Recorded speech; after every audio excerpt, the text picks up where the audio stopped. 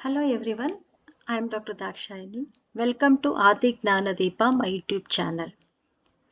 Today we will be learning modulation and types of modulation. First, let us define what is modulation. Modulation can be defined as varying the characteristics of the carrier wave with respect to message signal. It is modulation. Characteristics means what? It can be amplitude, frequency or phase is the characteristics. Here carrier wave, why it is called carrier wave? Because carrier wave carries the message signal. That's why it is called carrier wave. Let us understand modulation with an example. Suppose if you want to go from college to your home, let us say it is a 5 kilometer. How will you go? Suppose if you take a walk from college to your home, since it is a 5 kilometer, it will take time. In between you may tire, take some rest and you may start walking and reach the home. If you take a walk, okay. Suppose if you take a transport, whether it is a public transport or your own vehicle, either bus or your own vehicle, if you take, you will reach soon home compared to walking, correct? Here, you are the message signal and transport is a carrier. If transport carrier carries you message, you will reach home soon. I hope this example is clear, which is related to modulation. Why we need modulation?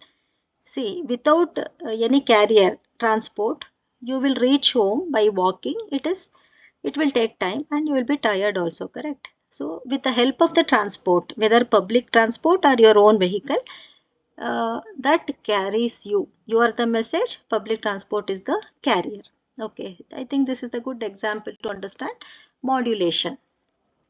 Okay, now why we need modulation?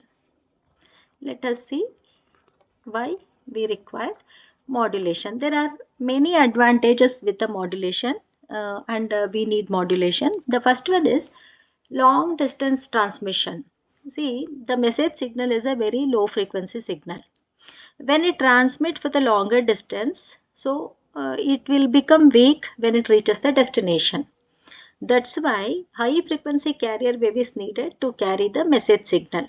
So one of the need for modulation is what? For the longer distance communication, we need modulation because high frequency carrier wave will carry the low frequency message signal. That is one need. The another need is when two or more signals are transmitted through the communication channel, the one signal may interfere with the other signal. There will be an interference. To avoid this, or we can prevent interference of the signal by using the modulation. Using modulation, many signals can be transmitted through the communication channel without any interference of the signal. One more requirement for the modulation is modulation allows multiplexing of the signal. What is multiplexing of the signal? Two or more signals can be combined and transmitted through the common channel is multiplexing. So through modulation, we can use the multiplexing of the signal. That is another need. Whenever we want to use the multiplexing of the signal in communication system, modulation helps us. So that is one of the need of the modulation. The another need is noise and interference can be overcome using the modulation. Using modulation, it can be we can reduce noise and interference using modulation. That is another requirement of the modulation, need for the modulation. Then one more need is efficient utilization of the communication channel. Using modulation, we can use the effectively communication channel. These are the necessity of modulation or need of the modulation. So now let us see the types of modulation. Okay. So basically there are two types of modulation, analog modulation and digital modulation. Again in analog modulation we have subtype amplitude modulation, frequency modulation and phase modulation. And in digital modulation we have amplitude shift keying, frequency shift keying and phase shift keying. First, let us know what is analog modulation and digital modulation. See, already we know the definition of modulation, correct? See, the definition for analog modulation and digital modulation, it is same, but the key difference is in analog modulation, input signal is a analog continuous signal, but in digital modulation, input is a digital data. Only that is the difference. Otherwise, for both modulation definition is same. Now, let us see analog modulation types, analog modulation and subtypes. Okay, let us understand. See, that's what I told. Key difference between analog modulation and digital modulation is what?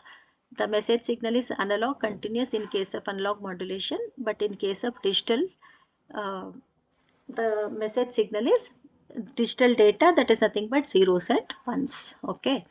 Now let us see different types of analog modulation. We know amplitude modulation, frequency modulation and phase modulation, correct? So first let us see amplitude modulation. Let us define amplitude modulation. See, the amplitude modulation is the process of varying the amplitude of the carrier wave with respect to message signal by keeping frequency and phase as constant. Okay. See, amplitude is varied here in case of amplitude modulation. Okay. Then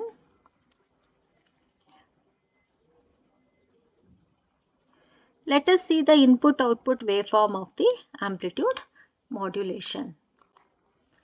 Here, input wave is a message signal and carrier signal.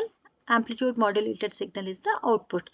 In amplitude modulation, we can see that amplitude of the carrier is varied with respect to message signal. So that we can see here in the AM modulated wave amplitude, there is a amplitude variation. Okay. See, sometimes I have seen modulation definition students doing the mistake. What they will tell sometime is the amplitude of the message signal is varied with respect to carrier. This is totally wrong. See, the message signal we cannot vary. Only we should vary the carrier signal. If we vary the message signal, whatever we want to transmit the message, that will change at the receiver. We are not supposed to change the message signal. Please keep it in mind, because many times I have seen students saying they will change the statement with a confusion. Okay, please don't. So always we should be very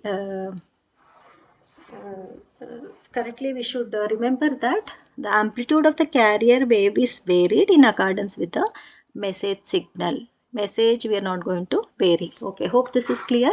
Amplitude modulation. Here we can see that there is a variation in the amplitude. Okay, so this is amplitude modulation. Next, let us see the frequency modulation. See, one modulation type definition, if you remember, it is same except the characteristics will be different. That's all. In frequency modulation, how do we define? Frequency modulation, it is a process of varying the frequency of the carrier wave with respect to message signal by keeping amplitude and phase constant. That is frequency modulation. Frequency is varied here. Other two parameters are constant. Okay. So let us see the input-output waveform for frequency modulation. So here message signal, carrier signal, these two are the input, and frequency modulated signal is the output.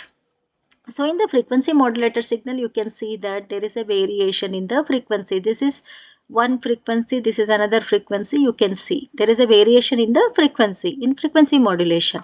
How? The frequency of the carrier is varied with respect to message signal is frequency modulation. So during positive half cycle of the message signal, higher frequency is there. During negative half cycle, lower frequency is there. Similarly, positive half cycle, higher frequency, and negative half cycle, lower frequency. So there is a frequency variation, and this is the frequency modulation. Hope this is clear to you all. Next we will see the phase modulation. What is the phase modulation definition? Phase of the carrier wave is varied in accordance with the message signal by keeping amplitude and frequency as a constant. I think very simple, easily you can remember phase modulation. Correct. Let us see the input-output waveform for the phase modulation. Inputs are signal and carrier signal, and this is the output. In the output you can see that there is a variation in phase. Here it is a 180-degree phase and here it is a 0 phase.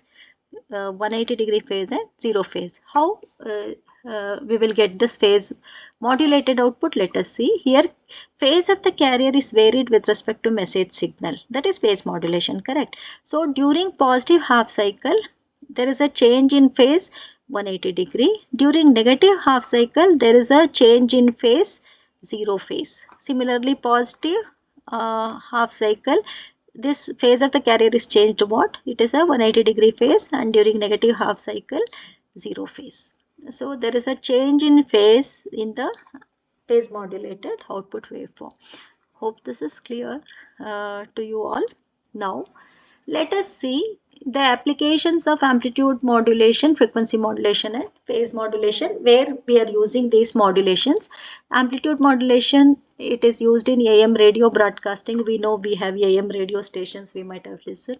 Then aviation communications and TV video transmissions, amplitude modulation, and many more applications of amplitude. Now let us see the applications of frequency modulation. Frequency modulation is used in FM radio. FM radio stations, many different stations we do listen. That is one of the application of frequency modulation. And another application is in television audio and also two-way mobile radios. Frequency modulation is used. Next, the application of phase modulation. Phase modulations are used in powering technologies like Wi-Fi and also satellite televisions. Phase modulation is used, and in mobile networks also phase modulation is used. Now let us see the digital modulation types. Already we have seen what is analog modulation and digital modulation. Now different types of digital modulations, let us see. So we know different types of digital modulation, amplitude shift keying, frequency shift keying and phase shift keying. First, let us know what is amplitude shift keying. See, in amplitude shift keying, input message signal is a digital data. So here the amplitude of the carrier is varied with respect to message signal is amplitude shift keying. It is also known as on-off keying. Now let us see the input output waveform for amplitude shift keying. When symbol 1, so this is the digital data message signal input, carrier wave input, and ASK output is this. So here when symbol 1 is represented by with the carrier amplitude. We can see that symbol 1 is represented with the carrier amplitude and symbol 0 is represented with no signal. This is ASK, amplitude shift keying. Here again we can see that symbol 1 is represented with the carrier amplitude, symbol 0 with no signal. That is amplitude shift keying. Variation of the amplitude we can see in the ASK output. Okay, hope this is clear. Next is frequency shift keying. In frequency shift keying, frequency of the carrier is varied with respect to digital data. That is the frequency shift keying. Then here we will see the input output waveform, input message signal and the two carrier signal with higher frequency and lower frequency. These three are the input, and frequency shift keying output. So in frequency shift keying output we can see the variation in the frequency. So here how frequency FSK output we can get. Let us see. Here when symbol 1 higher frequency is represented, when symbol 0 lower frequency is represented. So you can see that when there is a symbol 1, this higher frequency is represented. When there is a symbol 0, this carrier lower frequency is represented. Similarly, symbol 1 higher frequency and symbol 0 lower frequency is represented. So this is we can notice that the variation of frequency in the FSK output. Okay. So next is phase shift keying. In phase shift keying, phase of the carrier is varied with respect to digital data.